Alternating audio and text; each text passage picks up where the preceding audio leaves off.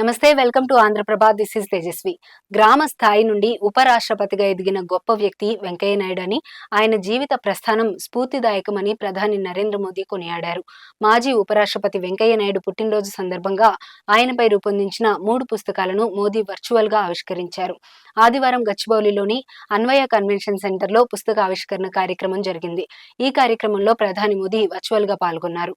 సేవలో వెంకయ్య నాయుడు జీవితం, 13వ ఉపరాష్ట్రపతిగా వెంకయ్య నాయుడు లక్ష్యం, సందేశం, మహానేత వెంకయ్య నాయుడు జీవితం, ప్రయాణం అనే పుస్తకాలను మోదీ విడుదల చేశారు. అనంతరం మోదీ మాట్లాడుతూ, ఈ పుస్తకాలు ప్రజలకు ప్రేరణగా నిలుస్తాయని, మార్గనిర్దేశం చేస్తాయని చెప్పారు. వెంకయ్య నాయుడుతో తాను సుదీర్ఘకాలం కలిసి పనిచేసే అవకాశం తనకు దక్కిందని మోదీ చెప్పారు. వేలాది కార్యకర్తలు ఆయన నుంచి ఎంతో నేర్చుకున్నారని తెలిపారు. ఎమర్జెన్సీకి వ్యతిరేకంగా పోరాడి 17 నెలల పాటు జైల్లో ఉన్నారని గుర్తు చేశారు. స్వచ్ఛ భారత్, అమృత్ యోజన వంటి పథకాలను సమర్థవంతంగా అమలు చేసి కేంద్ర మంత్రిగా గ్రామీణ పట్టణాభివృద్ధి శాఖలో ఆయన తనదైన ముద్ర వేశారని చెప్పారు. ఆర్టికల్ 370 రద్దు బిల్లు తొలుత రాజ్యసభకే వెళ్లిందని, అప్పుడు చైర్మన్ గా ఉన్న వెంకయ్య నాయుడు సభను సజావుగా నడిపించి బిల్లు ఆమోదం పొందడానికి కీలకంగా వ్యవహరించారని గుర్తు చేశారు. ఆయన వాగ్దాటి ముందు ఎవరూ నిలవరేరని చెప్పారు. దీర్ఘకాలం ఆయన ఆరోగ్యంగా ఉండి మార్గనిర్దేశం చేయాలని ప్రధాని మోదీ ఆకాంక్షించారు.